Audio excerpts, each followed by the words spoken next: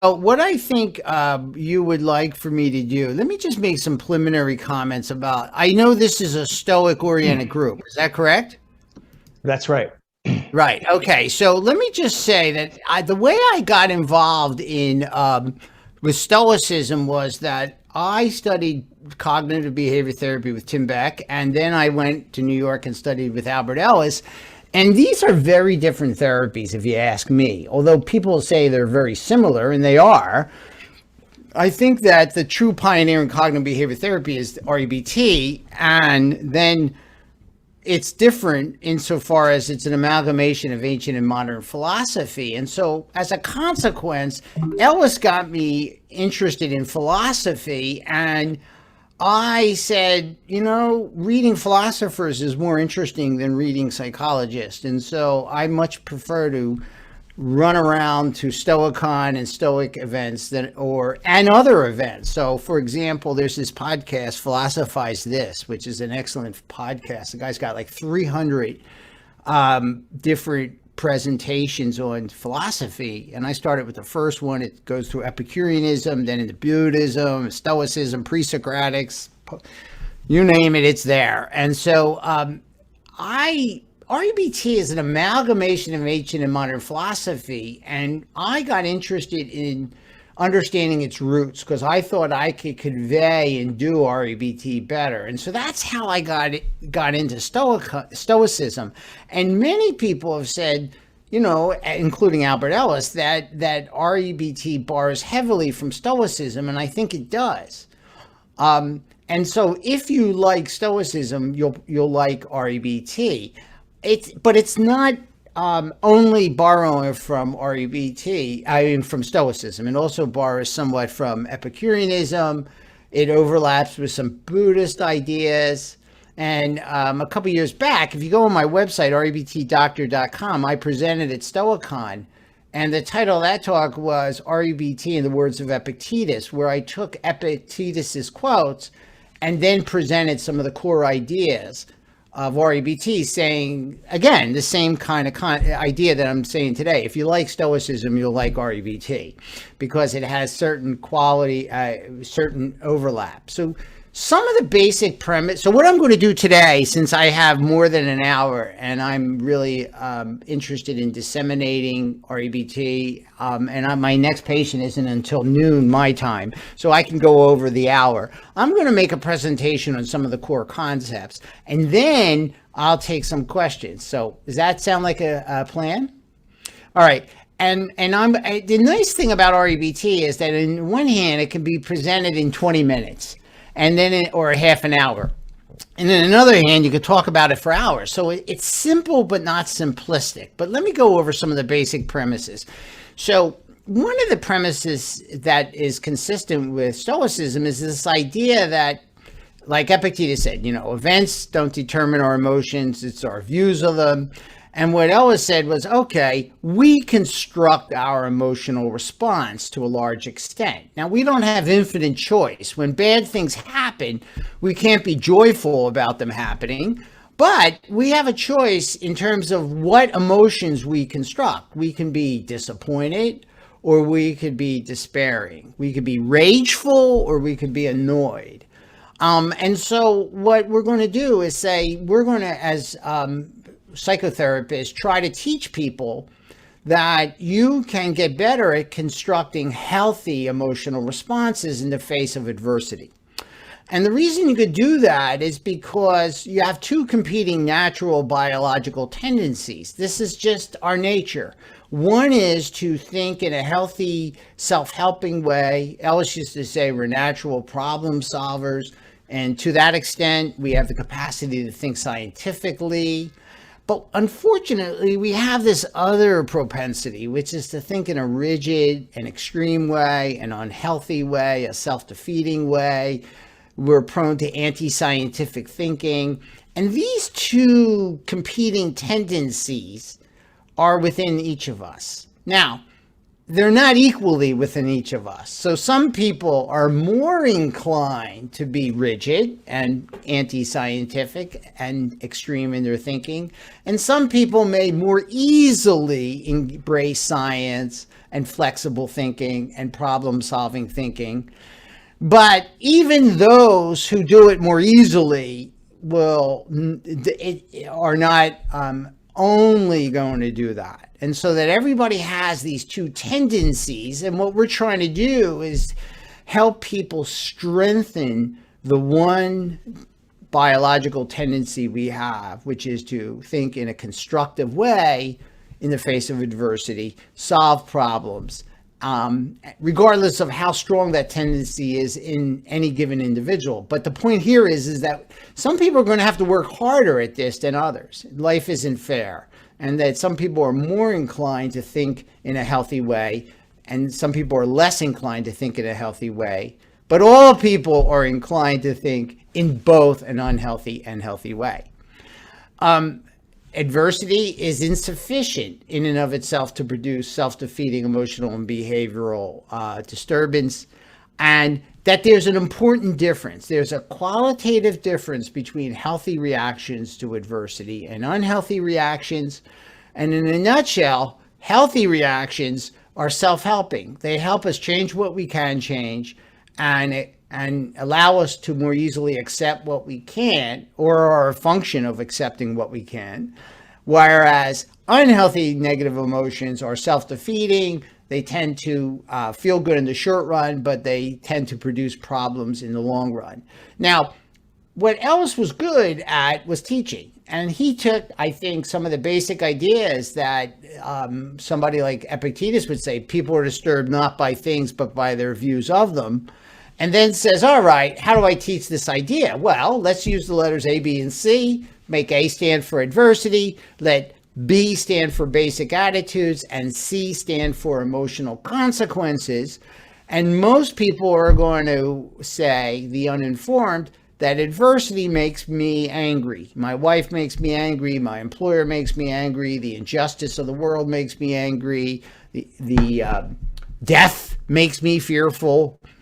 And what we're going to try to do is disabuse them of that idea and show them that correlation doesn't establish causality, but that between adversity and our split-second emotional consequences are our basic attitudes. Now, people say, well, that all sounds good, but what about the fight or flight response? If I were to hold a gun at your head, wouldn't you say that is making me anxious? And I would say, well, you're right. There is such a thing as called the fight or flight response. And that is true in a small number of cases. A leads to C. Yes, yes, yes. But here's what happens. And I know this for a fact because I was once in graduate school walking to my car in a parking lot, and 4 guys came out of nowhere and started beating on me. And so I immediately engaged in the fight or flight response in order to save my life. But once I fought them off and they started retreating, right, I started running after them in anger. And then I came to my senses. And why was I running after them? I often ask that question. And I think it was a function of 2 ideas that I had in my head. One was, they shouldn't have bothered me, and I'm going to put a licking on them. And I was angry. So the fight or flight response kicked in, but then immediately after that happened, my prefrontal cortex, the part of my brain that allows me to reflect on what happened, said, they should not have done that. That's wrong, and I'm going to go even the score here. So I go running after them. So even in instances where A leads to C, it's not in the fight or flight response, it's not long after that the ABC model begins to kick in and apply, because we think, oh my God, I just survived that. How awful. So now there's an attitude there that I just survived this negative event. How awful. So the ABC model still applies. And I would say, more often than not, the ABC model applies in our day-to-day functioning. I mean, when was the last time the fight or flight response kicked off in most of us? Hopefully you're not getting jumped every day. You're not walking down a street and then having people, come at you. You're not hearing fire alarms. Yeah, if the fire alarm goes off, I may notice a startle response, and then that's an AC reaction. But shortly after that, I might say, oh my God, I got to get out of here. How awful, as opposed to saying, no, take your time here. So the AC model still applies, and I would say applies more of the time. Now, the ABC model is nice and simplistic, right? Your emotional consequences are a function of how you think, but it's a little bit more complex. Remember I said REBT is simple but not simplistic. Your emotional consequences actually involve more than just a feeling. Sometimes we don't express the feeling, but there's a component of the response which is an urge. So for example, if you're at a meeting and your boss says something that you don't like and you think to yourself, oh, that bastard, he shouldn't be giving us this kind of work, how unfair. You have this urge to either leave the room in anger or call him a name. But because you are sufficiently socialized, you might not express that urge in a behavior, but it's there nonetheless. And the other part of your emotional reaction is that once you're activated, you begin to kind of think in a biased way. So your emotional reaction is a little bit more than just a feeling. It's a feeling, an urge, a behavior, and then once activated, that emotion can bias your thinking in the future as you begin to think subsequent to that moment of activation, where you dwell on the unfairness of the company that you work for, and you only think of all the bad things your boss ever did. You never think of the good things he ever did.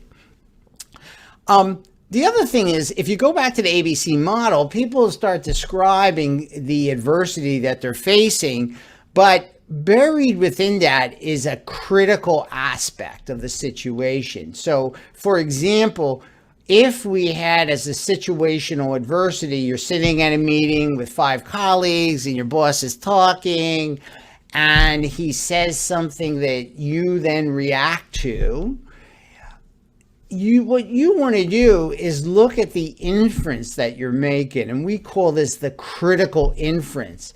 It might be something like, it goes beyond the obvious, this inference. It's in your head. It's a cognition. It goes beyond the data that a camcorder or a voice recorder would pick up, because it's in your head. You might say, like, this is unfair, what he's saying, or he's attempting to embarrass me, which is an inference. He may not be if he's giving you feedback on your work in front of the other colleagues of yours in this meeting. But there's this idea that A is a little bit more than just a description of what's going on. It's also a hypothesis about, or an inference that goes beyond the data. That's a little bit more of an advanced concept. And the way we mind for that is we ask people, like, well, when you were in that meeting and you got yourself angry, what was the most distressing aspect of what he was saying? And then you might say, well, he was not representing my work in a fair light. He was only looking at certain parts of my work. And so what we're going to do is use the ABC model, but encourage people to look for the aspect that is really the hot cognition. Now, one of the things that we're going to say, we're going to make a distinction between upset and healthy negative emotions. And earlier I referred to this when I said, look, you construct your emotional reactions, but you don't have an infinite ability to construct joy when bad things happen. What you can do is decide between being crushed by a negative event or being appropriately sad. So you lose a loved one, you could be grief-stricken. And then after a certain period of time, we want you to go from grief-stricken, which is strong emotion, to something that is a healthier negative emotion, which is a certain amount of sadness. And so this is, I think, consistent with the old adage, pain in life is inevitable, but suffering is optional. And that's what we're trying to do here. We're going to try to get people to have healthy negative emotions that then allow them to either change what they can change or live well with what they can change. And so if you lose a loved one after a period of grieving, you want to move on to appropriate sadness. After you have a period of sadness, you still might always be a little bit sad that they're not around, but you still can have some degree of happiness in your life, even though you don't have that person in your life any longer. So what we're trying to do is help people first change B, and so they have a healthy negative emotion, a healthy emotional consequence. And then as a second step, do what they can to change A. Now, in some instances, we can change A, and in other instances, we can't. And so the healthy negative emotions will allow us to persist at changing A. One of my favorite negative emotions is the emotion of concern, because concern is what gets me doing what is in my long-term best interest, and it helps me stop doing anything that may not be in my long-term best interest. Whereas anxiety is an emotion that will lead me to maybe avoid doing what's in my long-term best interest, or it may lead me to seek drugs that may make me numb to it, but then it'll come roaring back. And so what we're going to try to, I often say to people, more often than not, the two emotions or three emotions that apply to most adversities either is concern, disappointment, or a sense of displeasure or sadness. These emotions seem statistically to be appropriate and healthy more often than not. But now, what REBT does is say, well, what's at the core of emotional disturbance? And what we're going to say is rigid thinking, that people have a tendency to take what they want and then transform it into a rigid idea. And that these rigid ideas can be targeted at ourselves. So, for example, a person might say, I have to be thin. I have to possess this trait of thinness and look good, or I have to be athletic, or I have to be smart. Or they may say, well, it's not so much that I have to look good or be smart, but I have to do well. So the rigid thinking that leads to disturbance is applied to themselves. Some of the time we'll take that rigid thinking and apply it to other people. You have to treat me nicely. You have to treat me fairly. You have to do things the way I want you to do them. And that's how we disturb ourselves. And then finally, we might take our rigid thinking and apply it to the conditions of the world. The world should be easy. It should be just. It should be equitable. The world should be, there should never be boredom. So we'll take this rigidity and place it on the world. Now, what really happens is people have a healthy, flexible component or a value that's embedded in their rigid attitude. So, for example, you start with an idea like, I want to do well. Well, that's okay. And if you don't do well, you'll be disappointed. But then what happens is we're naturally inclined to transform that idea, I want to do well, into I absolutely have to.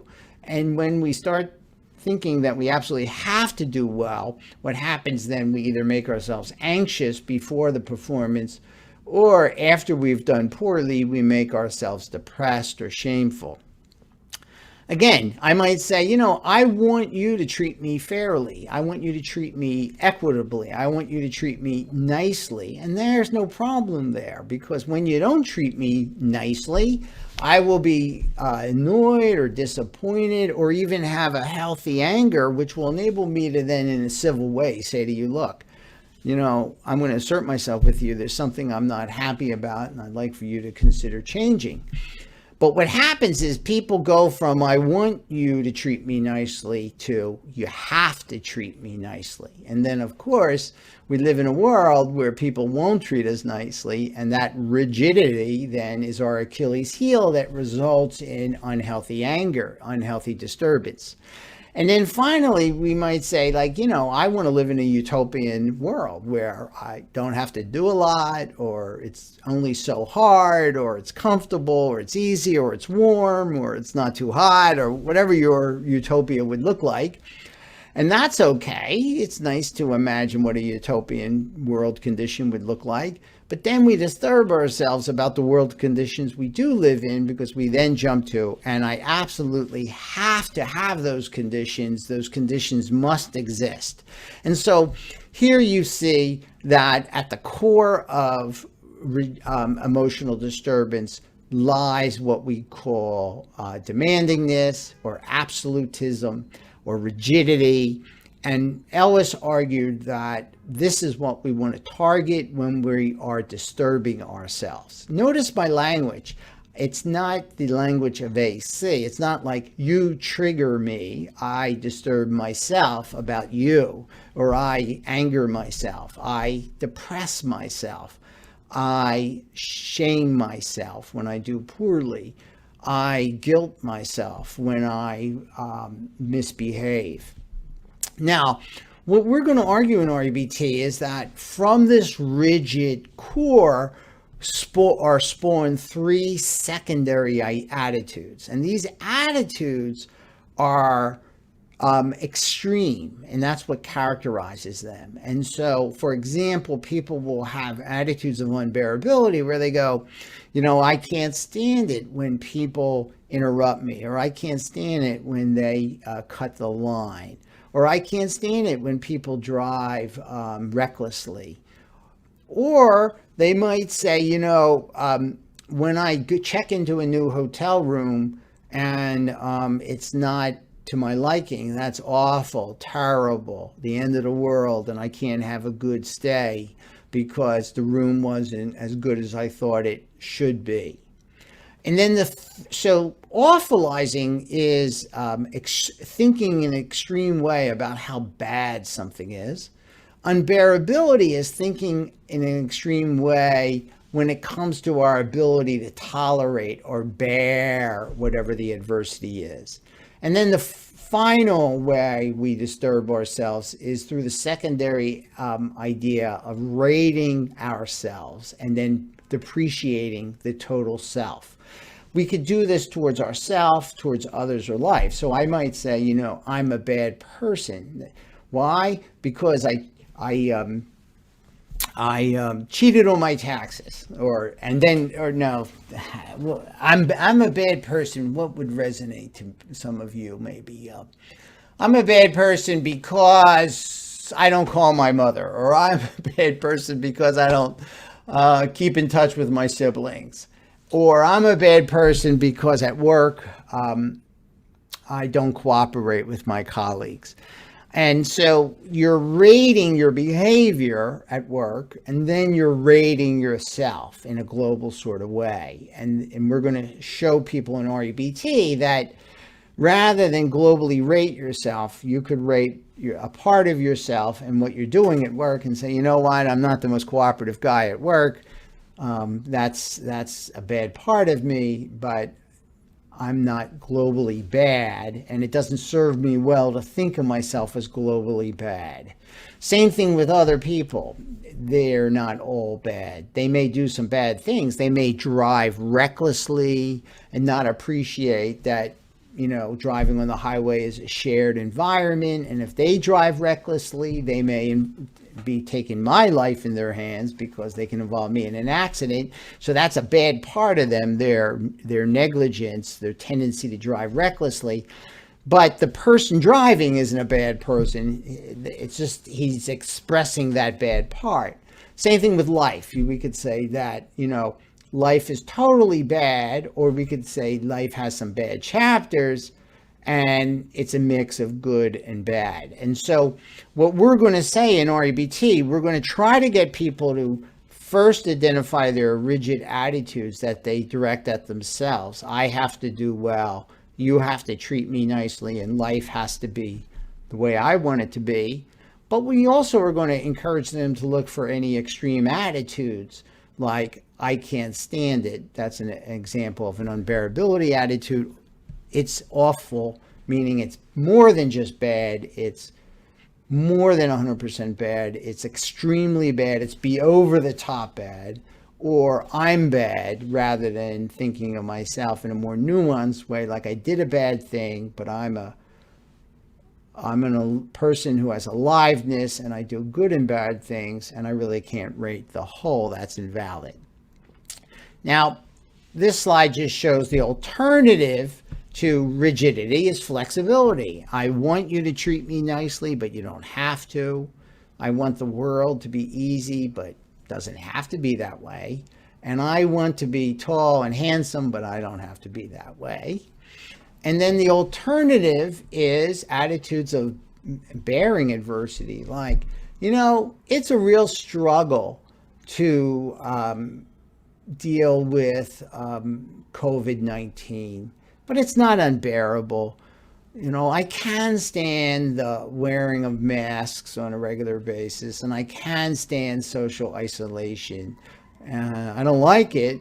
It's worth bearing, because I really want to bear the mask because I don't want to get COVID-19. And I'm willing to do what it takes to keep myself healthy. That would be an example of an attitude that bears the adversity. I might say, when I go to California on vacation, like I did last week or 2 weeks ago, and the weather's bad for part of it, yeah, that's bad, but it's not awful. It's not the end of the world. We could still have a good time despite bad weather. And that'll allow me to see that life is bad, but not totally bad. So I recently went to California. I visited 3 places, and one of the cities was wet. But I survived, and I still had a good time, because life is a mix of good and bad. And so I've disciplined my mind to think this way. So the characteristics of that rigid core is that it's dogmatic or absolute, and absolute ideas are not consistent with empirical reality. If I say to myself, life must be fair, well, that's a nice idea, but unfortunately, the empirical data shows that life sometimes isn't fair. Whereas if I say, I want life to be fair, then I'm going to be thinking in a way that's consistent with empirical reality. So rigidity or demandingness is going to not only undermine my ability to cope with reality as it is, it's going to probably limit my creativity. It may undermine my persistent effort to change what I can change. These rigid and absolutistic ideas will produce dysfunctional negative emotions, and or emotions that lead to behavior that feels good in the short run while sacrificing my long-term well-being. So it might feel good to tell your boss in the middle of the meeting that he's a bastard, but then after the meeting, you have to deal with the fallout from that. And so rigid attitudes like my boss absolutely has to be the way I want him to be, and I can't bear it when he's not, could very well lead to this short-sighted behavior that feels good in the short run, but then sacrifices our long-term well-being. And rigid ideas very often have an interpersonal cost associated with them. People who are rigid tend to have problems getting along with people. And if you're going to get along with people, it's easier if you have flexible attitudes. That doesn't mean that you're a pushover. You still want them to treat you nicely, but you're going to have an easier time living in this world. Now, we're not against the word must or should, although most of the time when we express ourselves in a rigid way, we're going to use words like have to and should. It's not the word, because you can use these words in a way that is empirically consistent with reality. You could say, for example, if you want to avoid COVID, you should wear a mask and get a vaccine shot. what that word should there is just helping you express a probability. If you want to live a long life, you should not smoke, you should get ample rest, you should exercise. Now, that is just saying there's a relationship between exercise, rest, and diet and longevity. It doesn't mean that you absolutely have to be a marathon runner or that you absolutely have to not smoke, right? It's just saying there's a scientific relationship, a probability. So we're not going to encourage people to give up the use of the word should or must or have to or need. We're going to encourage them to give up anti-scientific use of the word must, should, and need. Or we're going to encourage, another way of saying that is we're going to encourage them to give up dogmatic use of the word should, must, and ought. And adopt flexible, empirically verifiable attitudes that are expressed with words like prefer, wish, want, desire, hope, and like. So, for example, I hope I give a good presentation today, but I don't have to. And if I don't, I'll still accept myself, but I'll say my performance wasn't so good. Maybe it was at too high a level, it was at a too low level. Now, one of the things we do in REBT is we encourage what is called disputation, where we teach the person to challenge their thinking. So just like Socrates might engage in Socratic dialogue, we encourage people to engage in Socratic dialogue with the therapist, and then we teach them to do that with themselves. So the idea is that we're going to teach them both ideas and a process for self-help, self-correction. And there are different ways that you can attack these rigid and extreme attitudes. You can examine the functional impairment that they produce. So, for example, if you said to me, let me see what an idea that I was challenging today, or earlier this week, that would be a good illustration of functional impairment.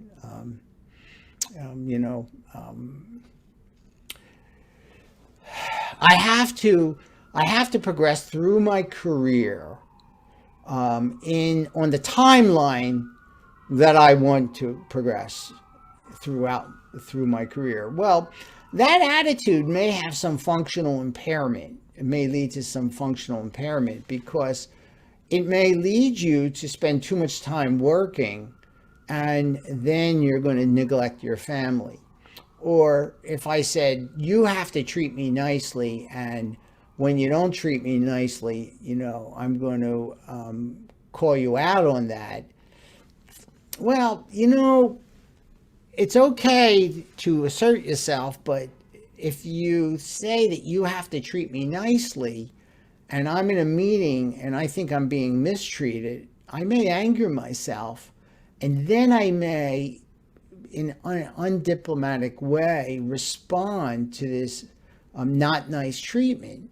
And so that rigid attitude that people must treat me nicely actually produces some functional impairment, whereby I do or say something that I later regret. I think it was Benjamin Franklin who said, that what is said in anger ends in shame.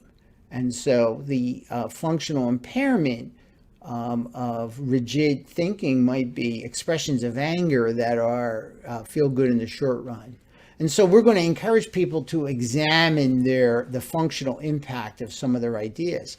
For example, if you say to yourself, I have to have perfect weather when I'm on vacation, and you have a couple of days where there's rain, you're not going to do so well on vacation. Whereas if you say, you know what, I'd rather have good weather, but if I don't have good weather, there are no do-overs. I'm going to make the best of it.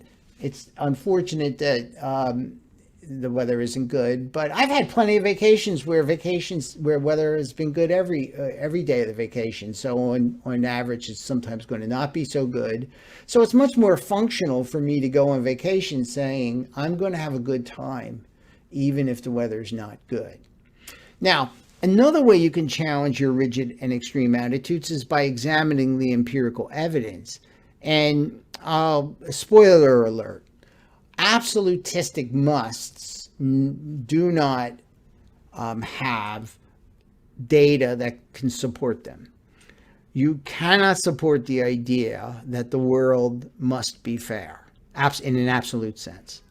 Now, you can find evidence for the attitude, I want the world to be fair. That is empirically verifiable, because I could say to you, would you rather live in a world that's fair or a world that's unfair? And you would say, I want to live in a world that's fair. So there's my data that supports the idea that it's truthful to say, I want the world to be fair. But there's no there's no empirical evidence to suggest the world has to be fair. In fact, there's just the opposite. There's plenty of evidence that you could observe that would suggest the world is not fair. So very often our rigid attitude, not very often, but usually, if not always, our absolutistic ideas are false to the facts. And then sometimes people think in what are called non sequiturs. So they'll say something to themselves like, well, because I treat you nicely, my dear, you must treat me nicely. Well, that's a non sequitur, because even if I treat you nicely, it doesn't follow that you have to treat me nicely. You're independent. And so what happens is, when you're challenging rigid and extreme attitudes, you might look for these kinds of jumps and point them out to people and get them to go from saying, if I treat you nicely, you absolutely have to treat me nicely, to adopting a different attitude, which is, if I treat you nicely, that increases the probability you'll treat me nicely, but it never guarantees it. And that's just the way it is. Now, in REBT, we spend a lot of time talking about acceptance. And the way this ties into the rigid ideas, rigid attitudes, is this. I always say, in a garden of musts, or in a mine of musts, you're not going to accept reality as it is. So the flower of acceptance never grows where there's the weeds of musts. Because if I'm saying the world has to be fair, then I'm going to have difficulty accepting conditions as they are. Now you're going to say, well, why are you teaching resignation? And I'm going to say I'm not. What I'm teaching is acceptance. So let me define what I mean. Acceptance in REBT means that I acknowledge the negative state of affairs exists. I acknowledge that, at least for the time being, all the conditions are in place for that negative state of affairs to exist. I hold the preference that reality not be as it is presently, but I acknowledge that it doesn't logically follow that because I hold the preference that reality not be as it is, therefore it must not be. Then, this is really where I pivot away from resignation. I resolve to change the existing conditions if they can be changed. So I assert myself, I engage in political activism, I try to change adversity, I try to help people who are indigent. So I try to change the things I don't like. And in the instances where I can change adversity, then I adjust constructively and move on. So acceptance in REBT is a rather active, robust form of acceptance. And you can't do this if you're saying that conditions have to be a certain way. They absolutely have to be a certain way. We in REBT teach 3 forms of acceptance: unconditional self-acceptance, unconditional other acceptance, and unconditional life acceptance. Now, this doesn't mean unconditional self and other acceptance that people are not responsible for their behavior. If I get drunk, drive my automobile, and kill a person because I can't operate that automobile safely, I can't say, well, I unconditionally accept myself and I did a bad thing, and stop there. I need to go beyond that and say, I unconditionally accept myself. Yes, I did a very bad thing, and I'm responsible for having done that very bad thing. And because I live in a social world, there will be practical consequences that I will face for having misbehaved in the way that I did. But as I face those practical consequences, I have a philosophical choice. Do I face them with self-acceptance that allows me to feel healthy feelings of remorse, or do I face them with guilt, which is going to make it harder for me to change what I can change, and it's going to be based on the conditional idea that I'm a bad person because I did this very, very, very bad thing. So this concept of unconditional self-acceptance is a game changer. Now, I think this is one of the ways that this does and doesn't align with Stoicism, because in Stoicism, as I understand it, we're seeking virtue. And it seems as if sometimes we're seeking to better ourselves. And what we're going to say in REBT is that we're going to try to get people to better their behavior, but you can't better yourselves. So you could have as a goal to display virtuous behavior as often and as frequently and as widespread as you can across domains of your life. But the display of virtuous behavior doesn't make you a virtuous person. It just makes you a fallible human who has aliveness and has cultivated virtuous behavior. And you're doing that because you choose to do that. It makes you happy. And so REBT is a little bit Epicurean insofar as it is saying, look, life is about maximizing pleasure, not short, immediate term pleasure. It's not like, get drunk tonight and the hell with tomorrow. It's let's think of life as an opportunity to live it in a meaningful way. And let's think in a way that maximizes our pleasure. And we do that by thinking appropriately about adversity and thinking in a way that allows us to maximize happiness and pleasure. Unconditional other acceptance is where you, again, accept the person, but you condemn the sin. So this is, REBT, I said, was an amalgamation of ancient and modern philosophy, and you could see how I just borrowed something from a Judeo-Christian tradition where you condemn the sin, but you accept the person. And unconditional life acceptance is the instance where you look at life in this very nuanced way, which is that life is a mix of good and bad, and it's really hard to say if it's all good or all bad. You really can't define it that way. What we're trying to do is teach people to go from thinking rigidly to thinking flexibly. So here are some examples. I want to do well, and I must. And we go to, no, I want to do well, but I acknowledge I don't absolutely have to do so. Excellent performance is possible and is my goal, but the universe doesn't compel me to always perform well. In fact, the universe doesn't even compel me to perform virtuously.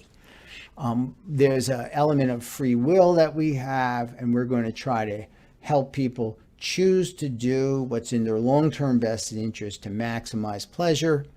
I'm not going to go through all these because I think it might be better if you have a chance to ask some questions. This concept of bearability is really an important idea, because people will often disturb themselves by saying to themselves, having a philosophy of low bearability or unbearability or intolerance, and saying, I can't stand this, I can't tolerate injustice. Well, it's hard. It's a struggle to put up with injustice, but it's not unbearable. We put up with it every day in one way or another. Obviously, some people have to put up with it more than others, but I'm willing to put up with it because I exist, it exists, and I'm going to struggle to bear this injustice until I can change it. And so bearability and tolerance is something that we might even say that instead of saying unconditional self-acceptance, it could be unconditional self-tolerance, unconditional other tolerance, and unconditional life tolerance. and then we try to change what we can change. Awfulizing is a really hard concept to get across to people. People are naturally sloppy in their thinking, and they want to think of things as more than 100% bad. But no matter how bad things are, they still can be worse. And so it's good to be able to discipline your mind and show yourself that you can acknowledge that they're bad, but things could be worse, and that you can even transcend really bad events. And having the idea that things are bad or very bad is going to produce, but not awful, or it's going to produce healthier emotions more of the time than saying, this is awful, that's awful, I can't stand it. So if you go to my website, rebtdoctor.com, you could listen to free audio video that reminds you of these concepts. REBT is pretty slippery, simply because it will appear simple, but it's not simplistic. And so I think I should stop there and entertain some questions, because that's where maybe some people will say, well, that sounds good, it's interesting, but it's really, it's flawed here or flawed there. Well, Walter, and let me just jump in and say, really appreciate this wonderful content. And we do have time left for some questions. And the best way might be for people to use the digital hand at the bottom of your screen so that I can see that. Otherwise, people can speak up if there's that gap there. But yeah, let's have some questions if there are any. I don't see the hand at the bottom of my screen, but if I could ask a question. Ask away. I noticed on one of the slides you had the unhealthy and healthy emotions, and I noticed one, jealousy. Jealousy was listed in both, and I know on the healthy there was in brackets concern, but I'm curious as to the health of the jealousy, and if you could elaborate on that. I find that interesting. So the English language lacks good words for the qualitative, healthy expression of jealousy. And so what we're going to do is define healthy jealousy as thinking, feelings, and behaviors that acknowledge a threat to a valued relationship, right? And allows you to respond in a way that does not undermine your relationship. So healthy jealousy in some ways is a lot like concern, insofar as it brings your A game to the relationship. In the absence of reason to think that your partner's cheating on you, you don't engage in controlling and excessive monitoring of their behavior. Where with unhealthy jealousy, people engage in behavior that can undermine your relationship, suck the oxygen out of the relationship because you're stifling the person, you're trying to control them. You may even, under the influence of unhealthy jealousy, see threats that aren't there. So, for example, a friend of mine tells this funny story where this guy cheats on his wife, and his wife finds out about it, and he stops it. And then one day he comes home and there's no hair on his clothing, blonde hair, say. And she says, now you're turning to a bald-headed woman to cheat with. So her unhealthy jealousy that she needs to guarantee he's not cheating on her allows her to see what she wants to see, which is that her husband continues this jealousy, this unfaithful behavior. So healthy jealousy, I say, is a lot like concern. You do things that facilitate people wanting to stay in the relationship. You're not naive, whereas unhealthy jealousy, you do things that wear on people, and they sometimes push people away from you. Same thing with anger. Healthy anger would be political activism, protesting peacefully, whereas unhealthy anger would be, destructive anger, dysfunctional. And then envy is another healthy and unhealthy version. So the healthy version of envy would be to model. Well, first of all, envy is about, each of these emotions have themes. So the theme of envy is to prize something that someone else has, right? I might be envious of someone's height. I always wanted to be 6 foot tall. I used to be 5'8". Now I'm 5'7" and 3/4. So I might be, I'm always envious of somebody that has thick hair, blue eyes, and is taller than 6 foot tall, right? Now, there's nothing I can do about any of that. So I don't do anything. But I have a friend who has a velvet tongue. This guy can prolifically write and speak. And so I model myself after him out of healthy envy. I try to learn from him. Unhealthy envy is where a person has something that I prize, and then I engage in different behaviors that betray my unhealthy envy. I might, like, for example, try to badmouth them so that convince other people that they're not as good as everybody thinks they are, that they don't deserve the accolades that they have, or I may try to take away what they have and undermine them. So we're always trying to get people to have healthy envy so that they learn from people who do things better than they do, but that they don't feel inferior or do things that threaten to take away what other people have. So with jealousy, healthy jealousy is bringing your A game to the relationship, doing what will facilitate a healthy relationship with your partner. Unhealthy jealousy is something very different. Thank you, Valerie, for that, and Walter. Yeah, and we question. Very well. Yeah, thank you. Andy's next, and then Lauren, if we have time, Walter. Yeah, I can go a little past the hour. Sure. I don't have patience for another hour, so great. I can give you another 20 minutes or so, or we'll see how it goes. Yeah, good. We'll mark the end of our time, and then we'll just kind of play it by ear. But yeah, Andy has a question. Go ahead. Thanks. This is great information. Really appreciate you taking the time to talk to us today. I'm curious if you could talk a little bit about the differences between RBT and cognitive and behavioral therapy. Yep. I've written on this. And maybe acceptance and commitment therapy. Yeah, I wrote a chapter, actually, you could look up on comparing REBT to cognitive therapy, acceptance and commitment therapy, and what another popular third wave therapy called dialectical behavior therapy. And it's in a recent book. It's edited called Advances in Rational Emotive Behavior Therapy. But here's the thing.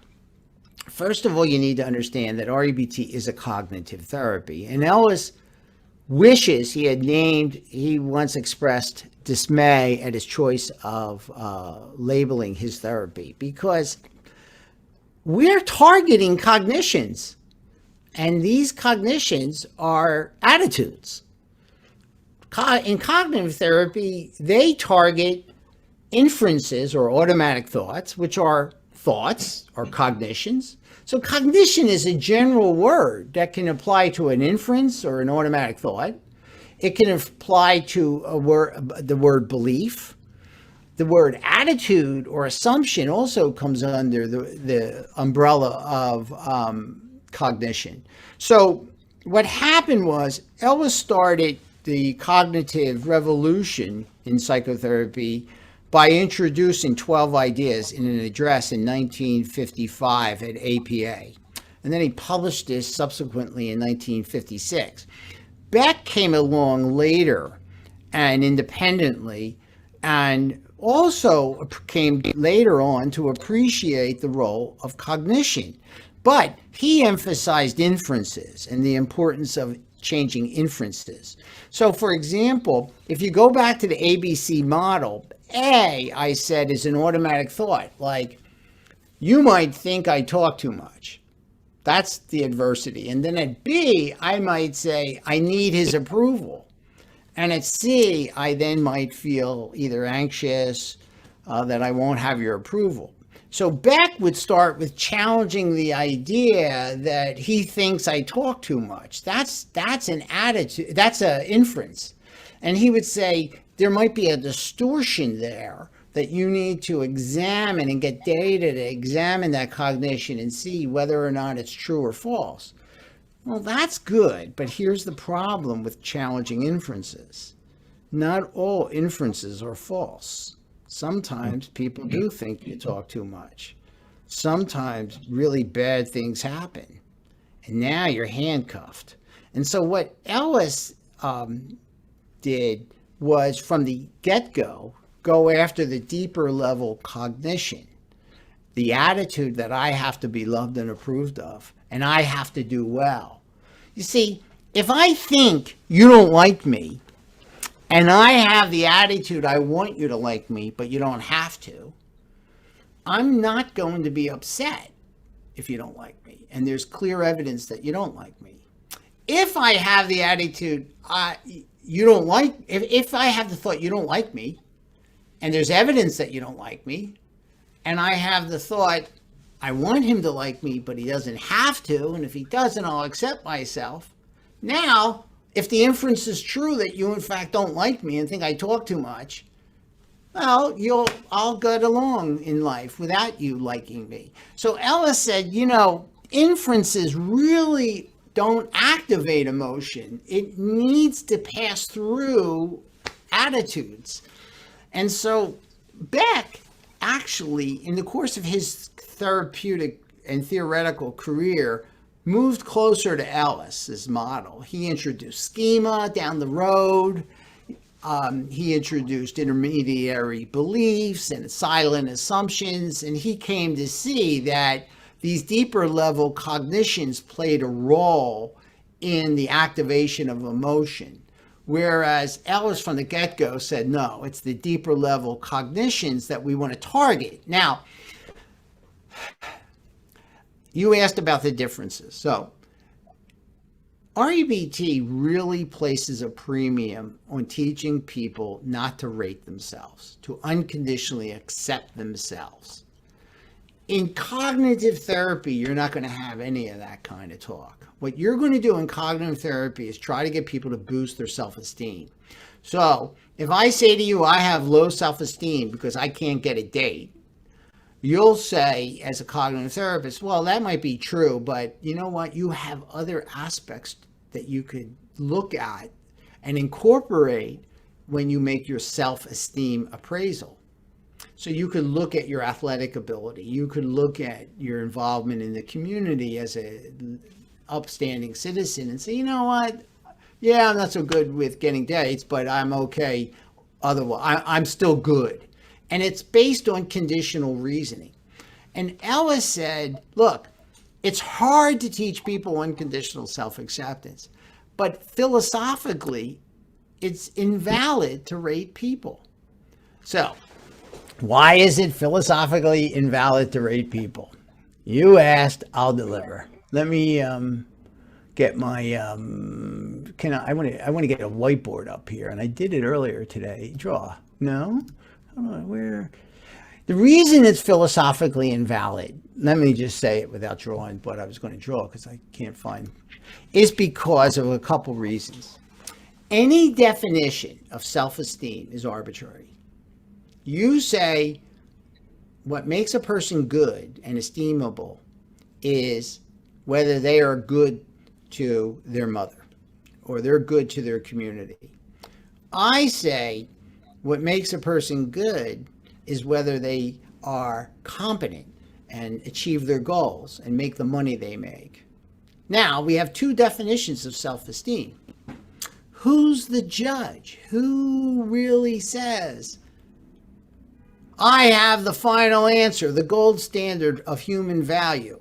So Ellis said it's philosophically invalid to judge people. What you can do is establish criteria and then evaluate what they do and say, okay, this guy had a goal. His goal was to run a marathon, and he trained every day and he ran the marathon. He did that. He accomplished his goal. He performed well. He did well. Now, doesn't make the marathon runner a better person. It might mean that he's more fit, so he's got that kind of quality to him. But the bottom, I know why I can't share my screen, because I still have my slides up. Let me see if I can, because a picture tells wait a minute. Let me see if I can you see what I'm drawing now? Yeah. Mm-hmm. Okay. Yeah. So that's the self. What is the self? The self is anything about a person you could rate, right? So people have a lot of qualities. They have some good qualities. They have little good qualities. They have some bad qualities, and they're in a state of flux, right? Hopefully you're changing every minute. And so one of the qualities of humanity is to be terribly complex, have a lot of qualities, a lot of pluses and minuses, to be in a state of flux, right? And also to have, we can't agree on what combination of these pluses and minuses that we would say constitutes human value. But the philosophy of self-esteem says we can somehow esteem the whole on the basis of a part or parts. Now, this is the part-whole error in logic, or what's sometimes referred to as the error of composition. And so what we're going to do in REBT is say, look, it is hard to do, but see that it's invalid to rate the whole thing. What you can do is rate a part. So, for example, if there's a part that I don't like, I can try to trim that part so it leads to behaviors that are positive in the real world rather than negative in the real world, because the positive behavior is going to help me accomplish a goal. So, yeah. But so a fundamental difference between cognitive therapy and REBT, which is a cognitive therapy, it's one cognitive therapy amongst others, is that we're going to really push for unconditional self-acceptance and get people off this roller coaster of trying to prove themselves and do good things and then feel shitty when they do bad things and feel narcissistically good when they do good things. We're going to say life is for enjoying yourself, not proving yourself. The other fundamental aspect that's very different than cognitive therapy is that Ellis argued that we're creatures of comfort, and that this idea, he called it discomfort disturbance, but attitudes of unbearability, I can't stand it, I can't tolerate it, you don't get the emphasis that REBT places on discomfort disturbance and acceptance of discomfort and bearing discomfort. So, for example, I say to people, look, I think life's hard. I walk around and have a good time. I smile a lot. I laugh a lot. But I still think life is hard. Why is it hard? Because something can come out of nowhere and blindside me, and tomorrow I could be sick or dead, or a loved one could be sick or dead. It's hard because I'm not going to get everything I want. No matter how badly I want it, there's going to be some things I just don't get. It's hard because life is unfair. It's hard because it's unpredictable. There's lots of uncertainty. It's hard for countless ways. And that's a philosophical stance that goes with, yeah, it's hard, but one, I'm going to unconditionally accept that that's the way things are. And two, I'm going to acknowledge I can bear them. In cognitive therapy, you just don't have that emphasis on life is hard, and your goal is to philosophically accept that. And to whatever extent you say it should be easy and you can't bear it when it's hard, you're going to have what we call in REBT discomfort disturbance. Cognitive therapy just doesn't have that. Now, cognitive therapists will say, well, we talk about those things. Yeah, you talk about them, but they're not front and centered. Another difference with cognitive behavior therapy is they don't make a distinction between healthy and unhealthy negative emotions. Really, I think there's a place in the world for sadness, but I don't want to be depressed about the things I get sad about. I think there's a place for concern, but I want to be poised and concerned. I don't want to be scared shitless about the threats that exist in life. So this distinction between healthy and unhealthy negative emotions, that too is not found in cognitive therapy. REBT is like giving people a shield and a sword and say, let me show you how to use this shield and this sword. Whereas cognitive therapy is more like giving people a little sweater that they can use. It's a kinder, gentler approach. It works empirically. You could verify that it works. But now, ACT is a different, is a little bit different in a couple different ways. It borrows some things that REBT has, like this idea that it's important to be willing to tolerate the losses of life.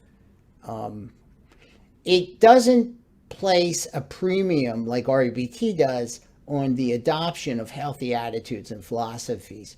It makes the argument that words are just words, that they really don't have the impact upon our feelings that REBT says they do. So it rests on this theory called relational frame theory, which makes the argument that language is such that it can become almost like mirror. You know how when you look at two mirrors and you see like an infinite array of mirrors, that language is like that. And as you go further down the rabbit hole of mirrors in terms of language, the mirrors begin to have less of an impact on our feelings. And so what they're doing is saying, well, have your values, know what you value, and then proceed and act in a direction that gets you to those values.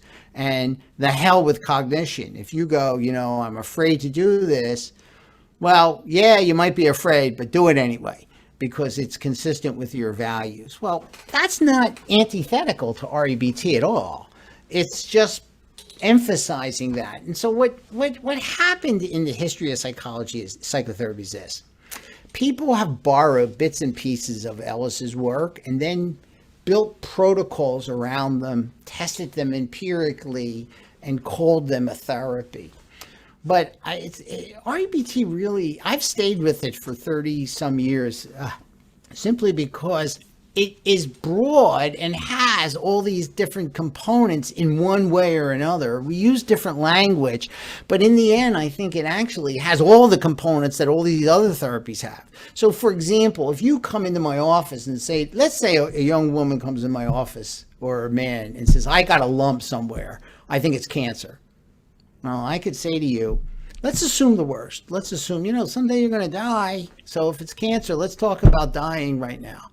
No, I probably would say, well, wait a minute. Before we do that, let's get the inference that you're going to die verified by improved probability. Let's go to the doctor, get you to get properly diagnosed, and let's see if it's a benign cyst or if it's really a lump on your breast that's pernicious cancer.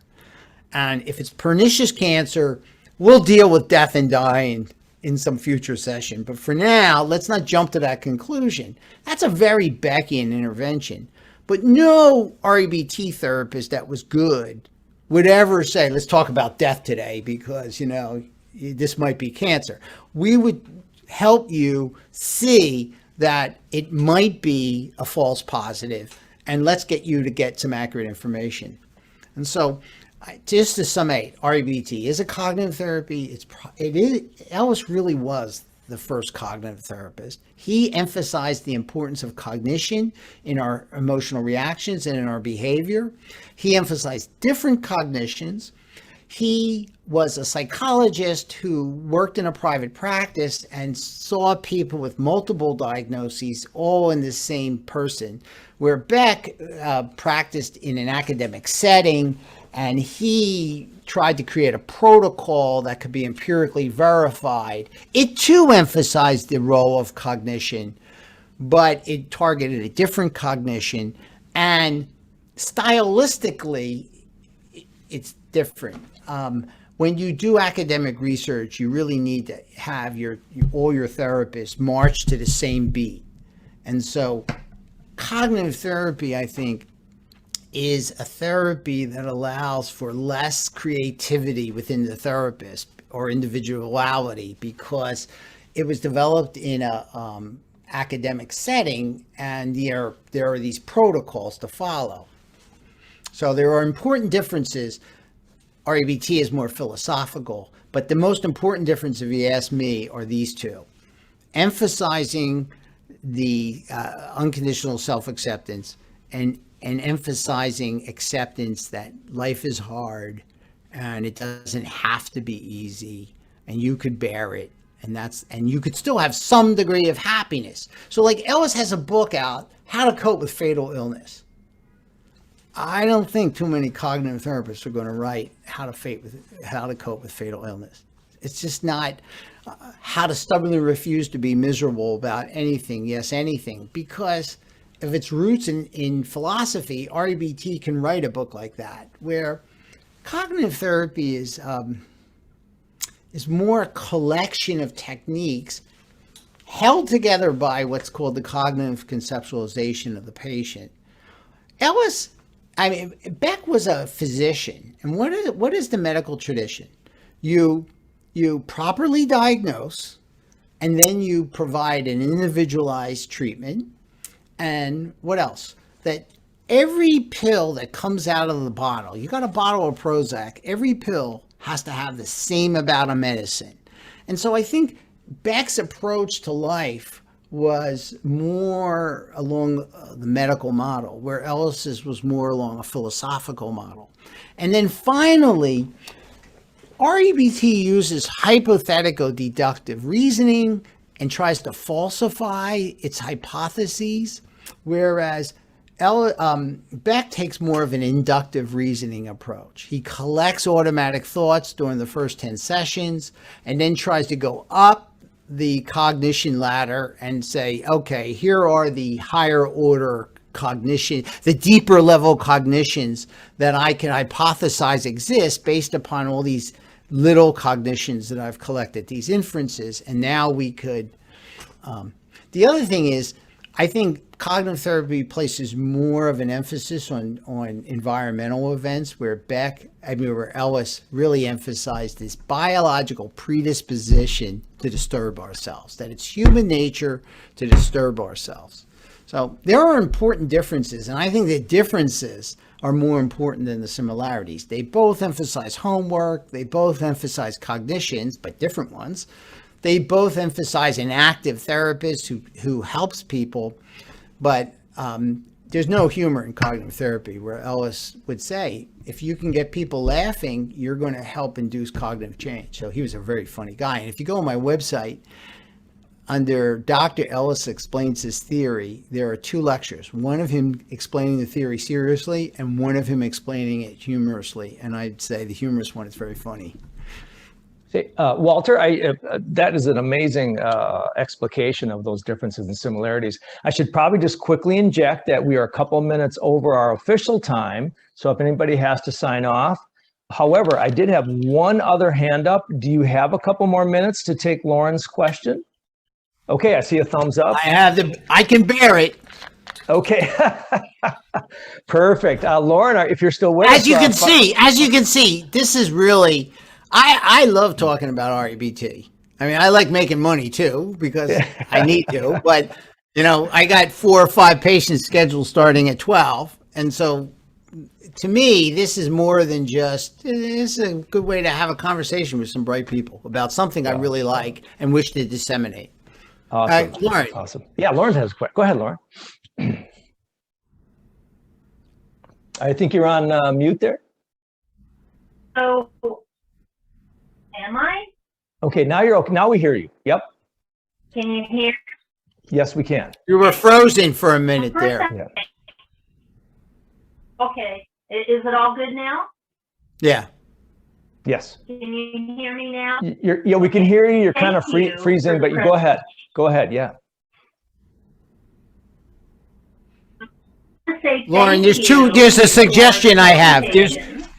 Okay, you might want to turn your video off. That'll reduce your bandwidth, or you could even chat what your comment is if you keep on freezing. Let's see how it goes. Okay, how's that? Much better. I will again, thank you for your presentation. And additionally, I appreciate the discussion and acknowledgement of the healthy negative emotions. Personally, I have found the positive psychology movement very challenging in that regard. So thank you for including that in. My question is regarding the dichotomy of control. You gave some examples in the when talking about rigid thinking and the empirically realistic fact. In one of your examples, you said you do not have to give a good talk.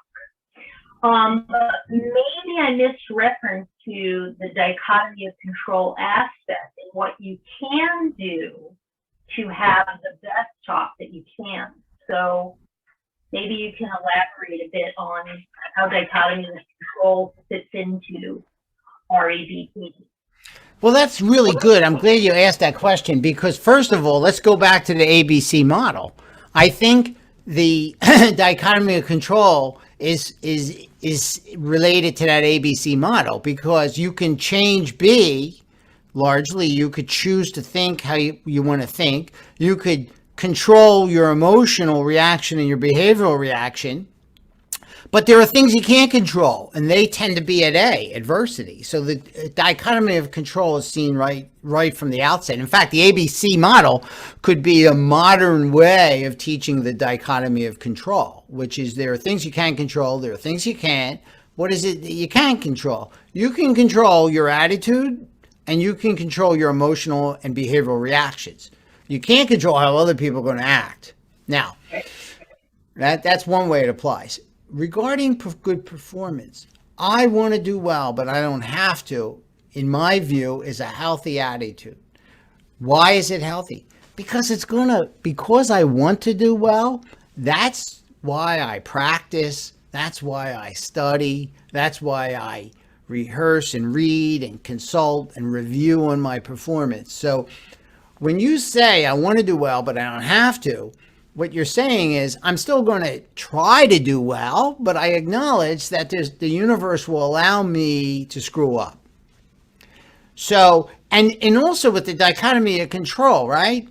So I'm standing before an audience and I'm about to say something, right? Well, I can control how I express my ideas. But there are aspects of my cognitive function that aren't within my control. So when I have a senior moment and can't think of that word that really would nail the idea that I'm trying to convey, there's an opportunity to practice the dichotomy of control because I go, well, even my own cognitive function, I largely can control, but not absolutely. And so, have I answered your question, Lauren? Or you're entitled to a follow-up one? No, that was well done. Thank you for elaborating on that. Good, thanks. I just want to say thank you for that question, Lauren. And boy, that is in itself a rich. You've given us about 100 threads that we could follow up on, Walter. And so, any final quick question for Walter before we sign off and let him rest his voice for a few minutes before the rest of his day? Anybody else? Final comments or questions? All right. Well, I'll just say as on behalf of the Minnesota Stoics that this was phenomenal. It was way above expectations. I'm so grateful you could join us today. And, you know, your enthusiasm is so inspirational, and we're grateful for that. You give away so many nice resources on your website, and just your visit today is wonderful. So I want to thank you on behalf of the Stoics, but please go ahead. You're welcome. Let me just say one thing. Yeah. On Saturdays, I hold this conversation hour where I take a volunteer and do a therapy 40-minute session with them.